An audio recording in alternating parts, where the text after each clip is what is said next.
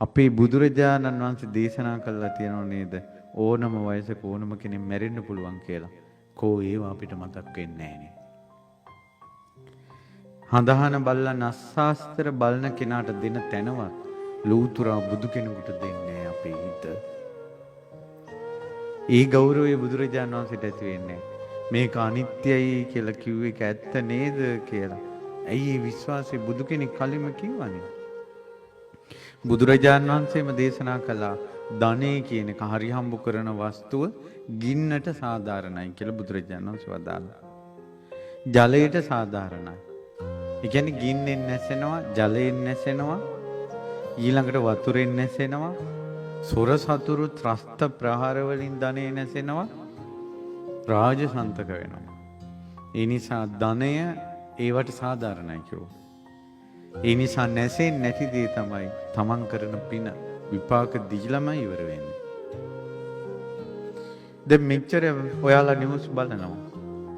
ඇමරිකාවේ ධනවත්ම මිනිස්සු ඉන්න ලොස් ඇන්ජලිස් වල හොලිවුඩ් නගරේ ගිනි ගන්නවා. අදටත් තවම ගින්දර සම්පූර්ණ නිවලා නැහැ. දැන් සති දෙකක් ගිනි ගන්නවා. ධනවත් මිනිස්සුන්ගේ සකල සම්පත අලුවෙවි යන ඇස් වලට පේන්නේ. සතාව සිව්පාව හුරතලින් වළඳගෙන හිටපු සත්තු සිව්පාව පිච්චිලා යනවා. දහස් ගණන් සත්තු මැරිලා යනවා. කෝටි ගණන් ධනෙ නැසිලා යනවා. ඉතින් ගින්දරට සාධාරණයිනේ. ස්වභාව ධර්මයත් එක්ක තාක්ෂණයට සටන් කරන්න බෑ කියලා අදටත් ඇස්පන අපිට පේනවා. මේ සියල්ල අනිත්‍යයි කියලා බුදුරජාණන් වහන්සේ වදාලා, වෙනස් වෙනවා කියලා වදාලා, ගින්නට මේවා නැසිලා යනවා කියලා බුදුරජාණන් වහන්සේ වදාළ දේ කොයි තරම්නම් ඇත්තක්ද කියලා හිතන්නෝ කවරහුද?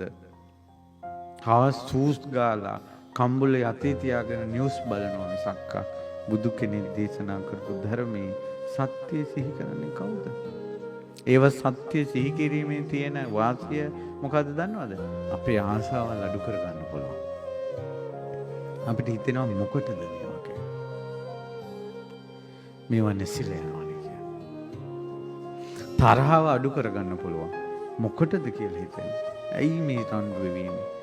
සමහරට මෙතනත් ඇති විවාහ වෙලා අවුරුදු 10 15 20 අදටත් ගෙදර රණ්ඩු වෙනවා. සමහරවල්ට රණ්ඩු වීමට හේතුව මහත්ය බොන එක. බීලාපු ගමන් රණ්ඩු නොවන අදත් බීගෙන ආවා. දැන් අවුරුදු 20ක් තාම රණ්ඩු වෙනවා. අර මනුස්සයා බොන එක නතර කරන්නේත් නැහැ. මුන්ද කියන එක නතර කරන්නේත් නැහැ.